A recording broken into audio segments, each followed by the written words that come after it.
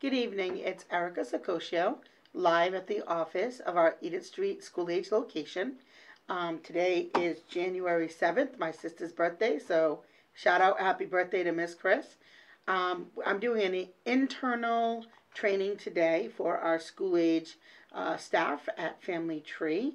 And I wanted to talk a little bit about high quality programming and what that looks like in an after school program.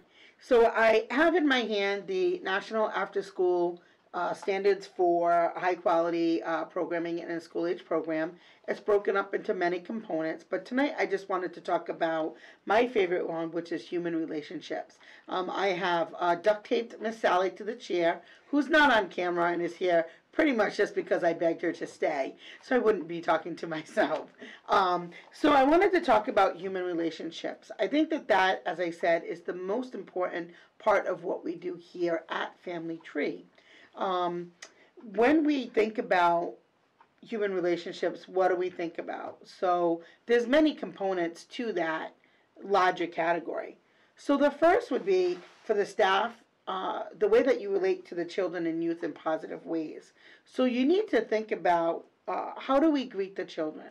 So as each child comes into the program, are you making sure that you're saying good afternoon? Are you making sure that you use their name? A general, statement, hey guys, isn't always enough, especially for a child who's had a bad day. This is the way that we build relationships, and you certainly will need those relationships to be really strong as you're a teacher in the program. Other guiding thoughts that you should think about, are the children happy to be with us? And the answer may be no. Some days the answer may be no.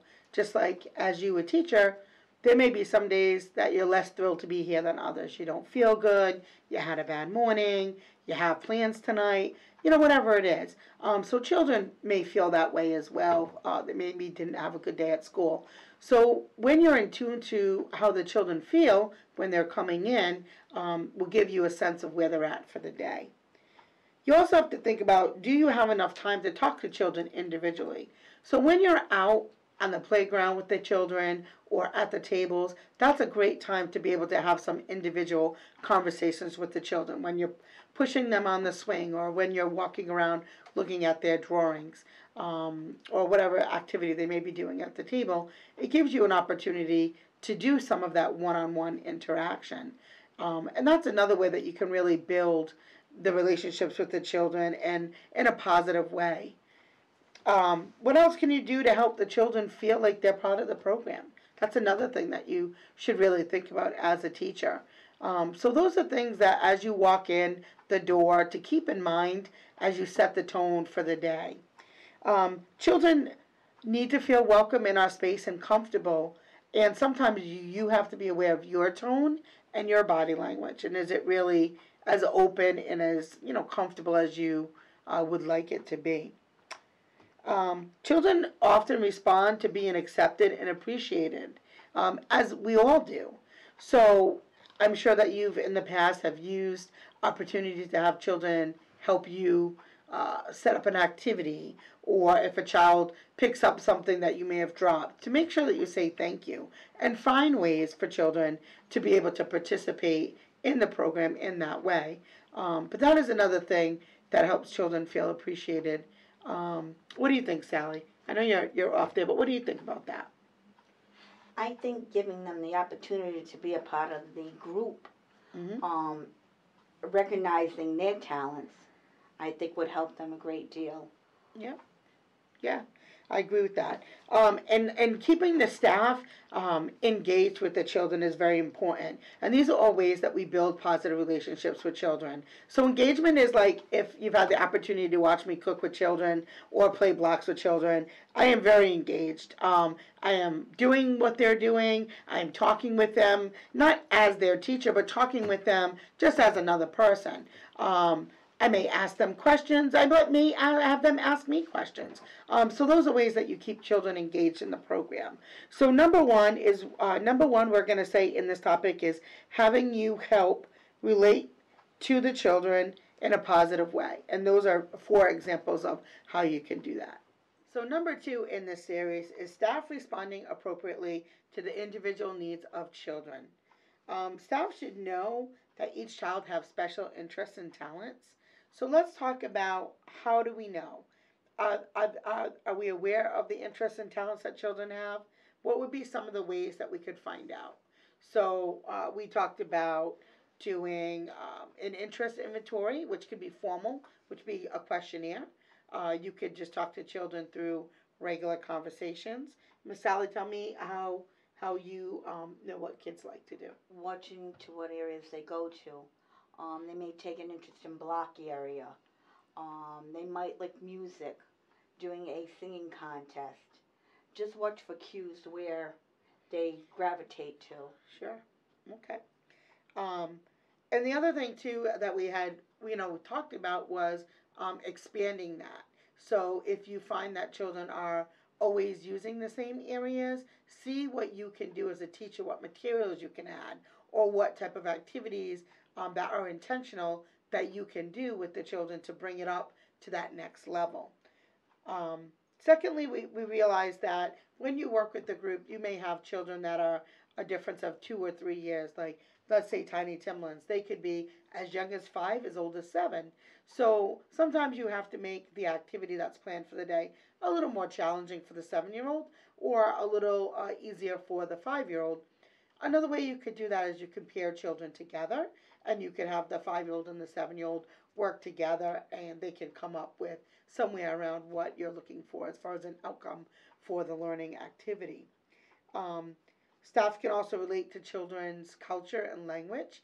You have to think about that as well. We do have some children that do come from different backgrounds, and so when you're picking things like music or dance or language activities, plays, poems, etc., reach out to the families and find out a little bit more about their culture. That really does help the individuality of the programming. So that is something that a good teacher will do to help children feel confident and valued and welcomed. And to be individuals here at the program should be something that is highly stressed upon. Let's see. Sally, can you think about ways that you in the past have done activities around children's culture? Basically, just going back to see what their culture actually is, first of all. Doing a lot of research, expanding upon teacher pay teacher, sites like that, that would help you geared towards diversity. There's a lot of books that will help you with the diversity. A lot of educational books out there to help you with diversity. Get to know where their country, where they're from, and expand upon that. Yeah. So, in individuality, I think is something that is really a big topic right now in our field of education. Um, there is a lot of talk about gender neutral, um, gender biases, and so it is really important that we make sure that all children feel very welcome and all families feel very welcome. So, but we want to meet children at their individual place. The other thing that you need to really think about when you talk about individual children is meeting children where they're at in terms of their temperament and the way that they process things. So some children are very quick to transition, other children are not. It doesn't always necessarily mean that that child is trying to give you a hard time. And new teachers really struggle around that. Well, I asked them to clean up and they didn't do it right away. Or, that child always gives me a hard time. You really have to start to understand how the individual children process information. Some children with ADHD have a hard time sitting for a long time. So a half hour sitting at a table may be challenging for them. So what is your plan as a teacher to make sure that that child's individual needs are met? So that may look like you have a teacher-directed activity at one part of the table and then child-led activity directed at the other end of the table. That way the children can move at their own pace. So during a half hour, if one child wants to take the whole half hour and paint on the canvas, they can. And another child may only take 5 minutes and then want to do the child-directed activity at the end of the table. So the individual temperament is really important as well. Do you have anything you want to add to that? I think basically separating the two, like you just said, If you have a child who you know is not going to sit down for a period of time, have something else ready for them to go to. Yeah. If you have the group who you know is going to sit, then give them something a little more challenging. Mm-hmm. But remember, you still have that child who might not be able to do that. So just keep giving him something else to do. Yeah. And it's okay for you as the teacher to sit down with the child and, again, engage with that child. That sometimes in itself will lend the child to attend to the task longer. So that's it for number 2. So number 3, number 3, it's late. Staff encourage children and youth to make choices to become more responsible. So when we talk about school-age children, especially as we start talking about children in 4th and 5th and 6th grade, they really are striving to be more responsible. They really want to feel like an adult, although we know that they're not. They really are craving that independence and that feeling like they're part of a bigger community. So some of the ways that staff can do that is they offer assistance in a way that supports children's initiative. So that's why it's so important to have some activities that are initiated by the children. They're in school all day, so the last thing they want to do is come here and hear another 3 hours of lessons and I'm the teacher, I'm going to talk and you're going to listen, and that isn't how learning works. So it is important to have that back and forth with students, especially the older ones. It's also okay on a day to say, hey guys, what do you want to do today? I have nothing planned today. Today we're going to pick what you guys want to do, and then we can take a consensus. Have kids throw ideas out there. You can write it on a board. We can take a vote, and the top 3 things with the top votes, those will be the things we'll do for the day. You could also have children lead an activity, which we've done many, many, many times.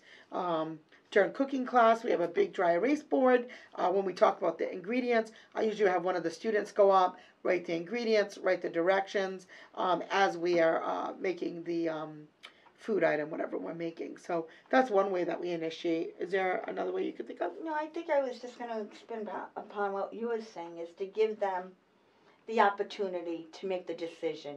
Let them be a decision maker for a change. Yeah. Instead of us as the teacher saying to them, well, we're going to do this today. Yeah. Let's give them a chance to do it. I think that it is very crucial, especially in terms of child development for children in those older grades. It's very, very important, and that's why sometimes with the older groups you sometimes get some kickback and like, I don't want to do that, and then the teacher's like, oh, they never want to do anything. The fact isn't that they don't want to do anything. It's just they really want to be part of that decision making and initiating what it is that they're doing. And I think it gives them a chance to be a leader. Yeah.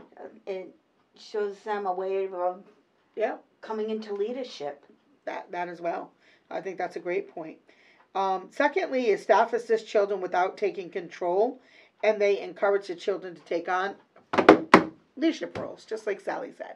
So again, as many opportunities as you can to let the children initiate and lead activities or have input, the higher quality programming you're going to get. Again, relationships really matter. So if you remember, the main topic is relationships. So sometimes there may be a time where you say, Johnny, today I know you want to do this, but today we're going to have to do that. And so when you have those strong bonds with the children, that's when that comes into play. But try to make some opportunities to really let the kids kind of take the program and go with it. Our biggest program that ever came out of our center was our ASM dance program. That was initiated by children, and we just, as the teachers, just kept adding to the program. We started with one little hip hop class, and next thing you know, we had a full blown studio for 3 years. Again, a lot of that was directed by the children, initiated by the children, based on their interests, and it ended up being a 90 plus kid program. Didn't happen by accident. There was a lot of leadership from the children in that group, especially the older children. How often do we let them choose, and what are we going to do with them, and with who? So sometimes children have friends in other groups, And so this is sometimes an issue because kids I want to go to that group, I want to go to this group because my friend Susie or Johnny. It's important to make sure that we have opportunities where children can be with friends in other groups or siblings, even for that matter. Some kids here have older brothers or sisters. Maybe if you talk to the teacher of the other group and say, hey, Brooke really wants to be with Jonathan today. Can we take Jonathan for, a 45-minute rotation, or can Jonathan come help run this activity so we can spend some time with his sister? That's okay as long as both teachers know and one point person is accountable for that child. That is totally okay and appropriate. Any thoughts on that? No, I agree with what you're saying. Um, the younger sibling might feel a little more, not powerful, but a little more grown up. Well, and they get excited. Right, yeah. They're excited and they want to be with the older kids, Yeah, and I'm going with my older sibling. Yeah. I think that's great. Yeah. Staff give children many choices to choose what they'll do and who they'll do it with. So, again, think about that. And I think that that's something that isn't considered as often as it should here, just being very honest. And that's something that we probably should take into consideration as we work towards improving the programming and moving up towards a 5-star level. And the last thing is staff help children make informed and responsible choices. So it's okay to let them make choices, but you got to give them parameters. So, maybe if you're in a certain area and the kids just can't be everywhere, you may say, today at tables, our group is going to do painting and canvas. However, we have the comic book section, the free paint section, the building section, all open and available. If you'd like to pick one of those activities within this area, you're able to do that. So when you tell them they can make choices, just make sure that they're choices they can actually make. So an example would be if you say, okay, kids, you could pick what you want to do in this area, or you can pick what you want to do, and then the kid says, well, I'm going to go play video games on the other side. If you know that that's not an option, make sure you make that clear before you tell kids they have a choice. Because if not, it's kind of like you're reneging on the deal. So be aware of that. Make sure that you have some very specific, choices available. Number 4 is staff interact with children and youth to help them learn. So the four topics in this area are staff ask questions that encourage children to think for themselves. So when you are doing a lesson, oftentimes teachers have this unfortunate ability to give the kids all of the information without asking open-ended questions first or throughout the lesson plan. So if you're saying to the kids who are in the block area, I see you building blocks, that's not very open-ended, it's not very engaging, and it's certainly not going to expand. But what about if you said, what do you think would happen if we added this different kind of block? Or what would happen if we put the smaller blocks on top of the bigger blocks? Would it stay? Would it not stay? And if no, why? So asking questions, open-ended questions throughout all the activities that you're doing. Even when you're playing football, asking children questions about, do you know how the football gets from there to there? It's really important to do that because it helps children learn about the world around them. Especially at the younger ages, children are just becoming familiar with the outside or the school world because most of them just left preschool. Many new experiences for them, taking a school bus, not having nap anymore. So there's many changes when they transition from preschool to after school programming. Another part is staff share skills and resources to help children gain information and solve problems. So maybe we have to look things up on Google while we're together as a group. So I can remember we had done this one of the days that we were making pizza, and we wanted to find out what was the day that pizza deliveries, what was the most delivered pizzas on any given day, and the answer was the day after Thanksgiving. And Halloween was like number 2. Super Bowl day was like number 3. But we Googled it because we didn't know the answer. But we had a whole bunch of guesses up there. We put them up on the dry erase board, and then we Googled to see how close we were. So it's okay to do that. It's okay to pull out a dictionary, an encyclopedia, or books from the library to see if you can gather more information. Again, being intentional. If you go back to what we talked about a little bit earlier about children's interests, skills, and abilities, those are really the things that you should be tapping into. And then taking that information and helping children learn more about the things that they're interested in. I'm very excited. This month we have Miss Tammy, who's a teacher here, fairly new teacher, who's a beekeeper. So she offered to bring in pieces of the beehive and talk to the kids a little bit about how she makes honey and the products that you can make from a beehive and a little bit about the bees that she takes care of. So that seems like that will be very interesting and fun. Now that's what I think. I don't know if the kids will think. We'll figure that out. But if the kids do, then as spring comes, we'll do more things around that particular topic. And that's kind of how you do it. You see what they really, really like, what they're really engaged in, and then you just keep going with it. And sometimes it grows really big. Who knows? Maybe we'll have a family tree bee club. Who knows what will happen? Only the kids can decide that. But and the other thing is staff vary the approaches that they use to help children learn. So as we know, not all children learn the same way. Sometimes you have to switch it up how you're presenting a lesson. And when I say lesson, I am talking to you, school age folks. You are teaching, whether you think you are or not. Every time you do an activity with children, even if it's a fun activity, you have to have a learning goal in mind. You do have to have some type of domain that it's connected to, some sense of purpose of why we're doing it. And it's really important for you to understand what that is. So if it isn't something that you're very versed in, I know some of you are pretty new, and that's okay. We'll be very happy to help you pick the right trainings to help you understand that a little bit better.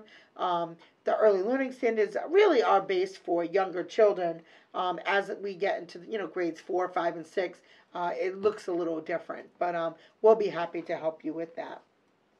Some kinds of questions that you need to think about are: do we ask the children creative questions that will make them think creatively or outside of the box? Now, we had just had a staff meeting the other day, and I asked you to put a knot in the string.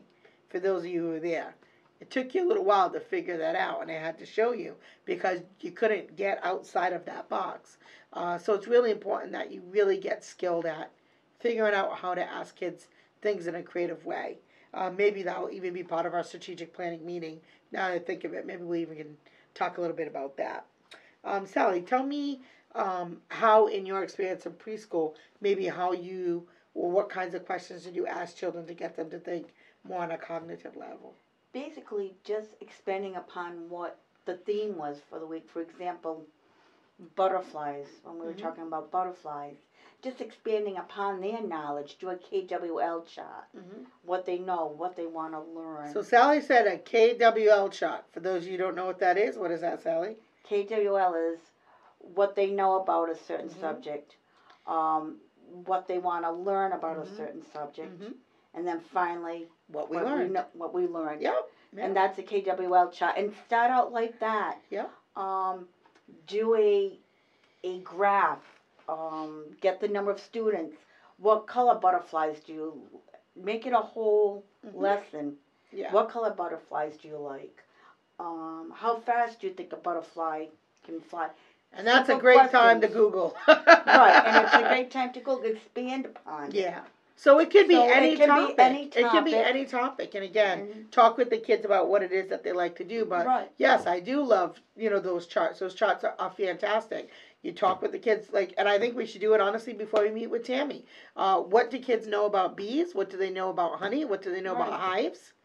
Then after she teaches them, we're going to give her a list of what kids want to know. And then after she teaches them and does her lesson, we're going to be able to go back and say, what did we learn? And what did we think? And has our thought changed? What are we going to do now with this information?